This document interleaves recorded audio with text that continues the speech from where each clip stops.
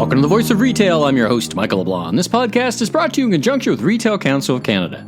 In this special format bonus episode, I welcome back to the podcast Kevin Graff, the founder of Graff Retail, top 100 global retail influencer, and since 1988, working with retailers and service businesses around the globe to help them get better results from their teams. Kevin is also a speaker at the RCC Retail HR Conference coming up March 25th, asking for 2 starts, 1 stop, based on his experience of the COVID era. Let's listen in. Kevin, welcome to the Voice of Retail podcast, my friend. How are you this afternoon? I'm fantastic now that I'm here with you, sir. Well, I should say welcome back. This is your, I think, at least third chance I've had the opportunity to tap into your wisdom.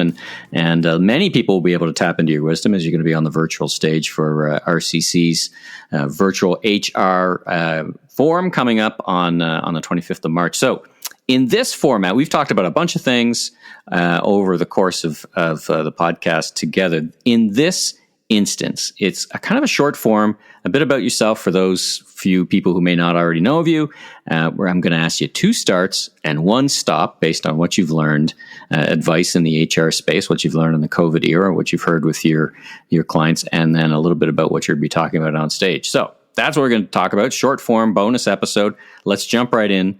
Give us the 411 about yourself and about the company and what you do. Great stuff. Thanks, Michael. Well, as you know, and if anybody's listened to your podcast, as you said, I think this is my 3rd time on. I'm the founder of Graff Retail. And I hate saying this. I started this back in 1988, which just makes me sound like such an old guy. Well, you're like 9 or 10 when you started it. Yeah, so you were an early entrepreneur. Yeah. School wasn't for me. I thought, what the heck? Let's go and do this retail thing. How hard could this possibly be, right? Exactly. And I mean, look, we do, if I was to boil this down, I'd say what we really do is one thing. We build the skills and the confidence of frontline retail teams, district managers, store managers, sales staff, so that they can meet the ever increasing needs of consumers and the demands that just keep going up. And that's changing dramatically. And, as I say to my clients, yes, don't worry, we're going to help you drive your sales and your profits. But, what really drives us, and it's really what's helped us keep going over the past number of years is, what floats our boat, it's growing people. Like, we want to make them successful at work, but just as importantly, we know that, if we can make them successful at work, that confidence, the self-esteem, the skills, it goes with them outside of work, and we make their lives better outside of work. And that sounds a little, hoity-toity, but that's really why we do what we do. And take that one level deeper for me in terms of your trade craft. Is this by video? Is this in person? I guess these days a little more by video than in person. But were you just looking to make me cry because I can't do the in person stuff anymore? I know it is. If anyone can adapt and overcome, it's you. But tell me a bit about how this training happens, and well, I guess now and in the before time and the time to come. Yeah, exactly. Well, if you talk to, my wife or my staff, they will tell you that my real happy place is being in front of a crowd, a live crowd, whether it's, 15 people or 1,500. That's my real happy spot. But, thank goodness, given the new world order, back in, 2008, we started to deliver a lot of our training online. Video-based training, interactive stuff. And that really revolutionized our business. And well, thank goodness that we have been going down that path for a long time, because, well, that's kind of all we're doing right now, isn't it? Right. Yeah. And so, back in 2008, we launched what we used to call Graff Retail TV, that we now just call Graff Retail Online. And thank goodness we did, because, my least favorite word over the past year has been pivot, because, all my colleagues go, Kevin, you got to pivot. And I'm like, stop it. I've pivoted 360 degrees. I'm back where I started this time last year. And so, and for our clients, it's been great. And so we continue to just keep pushing down that path and delivering, the type of value that we think we can deliver, to our clients from an online learning perspective. And so that's been really good for us. It's been really good for our clients as well.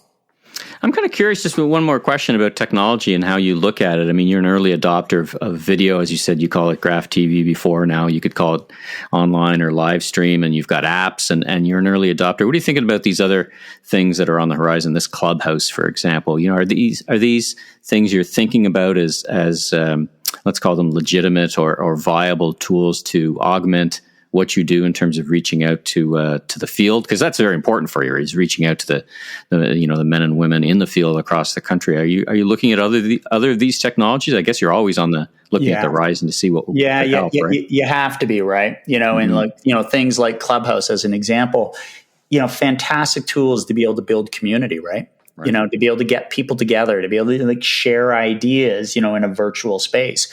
And so, we're always pushing down that. We've had our plate full because, we've been taking, all of our training that typically resided on a traditional LMS, Sure. There's nothing wrong with them, but they tend to be big and bulky, and transitioning everything over to much more of a mobile first learning approach, because everybody's living on their phones, more micro-based, which has proven to be so much better from a learning perspective. And so, for the past year and a half, we've been pushing so hard on that side. We're now just kind of coming up for air as we're working through all that development and going, all right, so now what?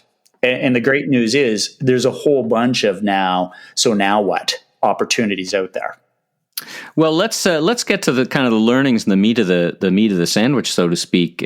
2 starts that you would advise the listeners, retail HR practitioners, to start doing based on what you've experienced and what your experience has been in your company over the past 12, 13 months of the COVID era. Great, terrific. Well, the first one's an easy one, especially if I was to talk to HR people, if they don't get this, I think they've always gotten this, but if I extended the audience for this first one out to the broader based retail community and the executives, it's about your staff, stupid. And if there's one thing that's been proven time and time again throughout this pandemic is, for goodness sake, take a look at how important your staff are. Take a look at the stuff that they're actually doing out there. They're not your expense. They're your single greatest asset. And if you looked at a business, and if you looked around any type of business and you say, okay, that's my most important asset, you would look after that asset. You would try to grow it. You would invest in it. You would nurture it. And that's the first start that we're seeing. And we're seeing lots of retailers pick that up and run with it. And that's a really good thing. But there's still people out there that are like, yeah, okay, well, how many hours can I cut? Right. And can I, and times are a little bit tough out there. So can I cut a benefit off the table? When you look at it, and this is a really message for the brick and mortar retailers, I always go, a price is a price and a product is a product. And a cool store design is really nice, but it's just a cool store design. The greatest differentiating factor between one retailer and the next is the quality of the staff interaction that happens between that frontline staff member and the customer. That's the greatest differentiating thing.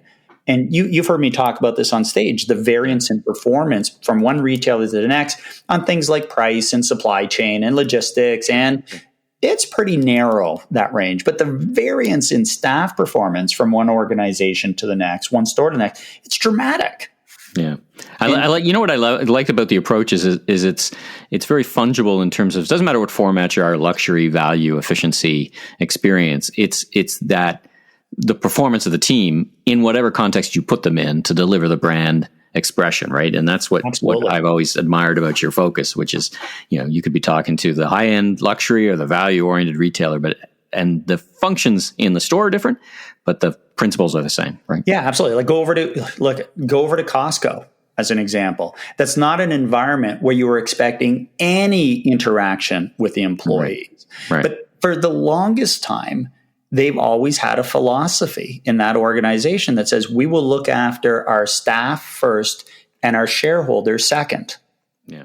And all you have to do, go and track their stock performance against most every other retailer's stock performance that was just chasing the bottom line profitability and payback to their shareholders. Yeah, it's a big trend. I mean, in the States, it's demonstratively it's demonstratively present when it comes to Black Friday and closing the stores on Black Friday, which I always thought was a tyranny. Like the biggest having to work Thanksgiving in America just didn't really encourage a lot of people that retail was a great place to be. The craziest thing of all I used to always say is, wait a minute, we finally have a time of year where customers are prepared to spend money. Yeah, and you're going to put it on sale.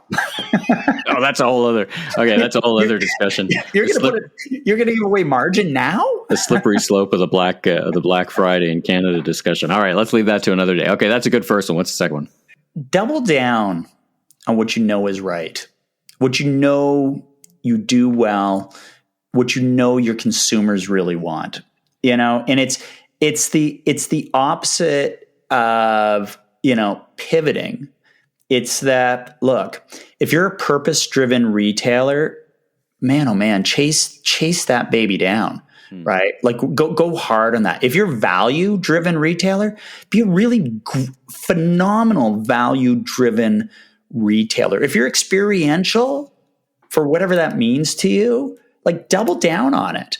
Because the last thing that you can be as we go forward is just kind of okay at something.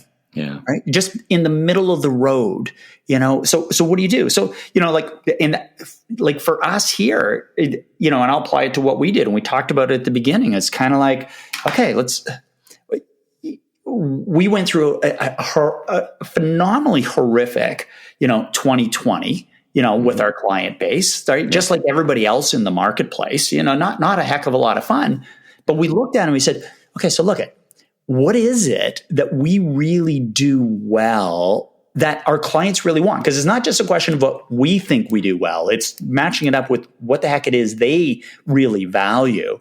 And that's why you said, okay, great. Well, we're doing this online stuff, but man, it could just be a heck of a lot better.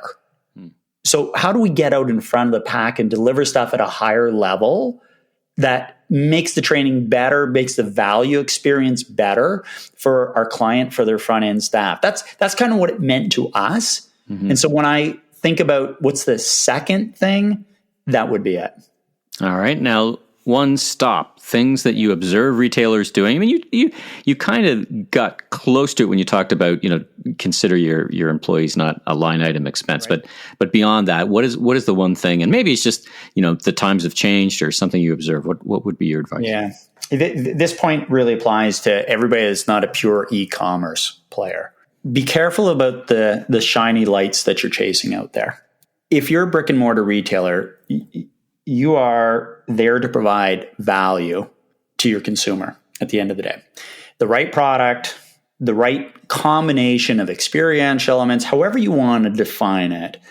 You're not a technology company. Technology is the tool, but it's just the tool to help you deliver on that. And the stop that I have for people is just be really careful about where all of your attention is going, because we see so many people right now chasing this bright, shiny light of this investment in technology. And I'm not poo-pooing it. I'm not saying that's not an important thing for people to chase, but they're doing it at the expense of what the heck it is they're really supposed to be delivering out in their stores on a day in, day out basis. The stores are being stripped bare. They're being starved of investment, because we're running around behind the scenes going, oh my God, I've got this opportunity to implement this technology, this technology, this technology, this technology, none of which are inexpensive. And some of them are going to have phenomenal ROIs for the retailers, but not all of them. And so that's the thing. It just, stop getting distracted by the exciting new stuff and start remembering what the heck it is you're really supposed to be doing out there. All right. So you're on the virtual stage coming up on the 25th. What are you doing? Well, I have the joy of interviewing Tanya Fratangeli, who's the head of people and culture over at IKEA. And I mean, I've had a chance to talk to her a few times in advance. She's a firecracker. I'm looking forward to it. She's got outstanding experience. And I think what everybody knows is IKEA is phenomenally well known for their culture in their stores. They've got a phenomenal reputation for how it is they deal with their staff. And we're going to be talking about, how is it that you maintain and build that culture in this remote experience? Right. And it's going to be really interesting. She's got a lot of interesting things that she wants to be able to share with people. I think there's a lot of really strong lessons in it. All right. Well, I'm looking forward to hosting. I'm looking forward to hearing your content and having the opportunity to introduce you. And that will be on March 25th. And to learn more, you can go to retailcouncil.org. Kevin, it's such a treat to speak with you in this short format, and look forward to a longer form conversation a bit later in the year. And looking forward to catching up and hope you and your family continue to be well. Great. And before we go, congratulations, sir, on being on the top 100 list of retail influencers. Well deserved. Thank you. Joining your list, the opposite of what Groucho Marx used to say, right? I was just glad they didn't do it in numerical ranking. They did it in alphabetical order. What I love about it, I think, is I'm not sure they ever update those pictures. So forever young for all of us. Once those pictures get in and you stay on that list, it's a good thing. Well, listen. It's great to join. The fact that I'm joining you on a list like that just really adds credibility and importance to me. So thank you for that. Hey, listen, you're doing a phenomenal job with the Voice of Retail and everything else you're doing over there. Keep up the great work, Michael. Thanks for tuning in to today's episode of The Voice of Retail. Be sure and subscribe to the podcast so you don't miss out on the latest episodes, industry news, and insights. If you enjoyed this episode, please consider leaving a rating and review, as it really helps us grow so that we can continue to get amazing guests onto the show. If you are a retail HR professional, you don't want to miss the RCC Retail Human Resources Forum, March 25th. Learn more and register at www.rcchrconference.ca or retailcouncil.org. I'm your host, Michael LeBlanc, president of LeBlanc Company Inc. And if you're looking for more content or want to chat, follow me on LinkedIn or on my website at www.meleblanc.co. Until next time, stay safe and have a great week.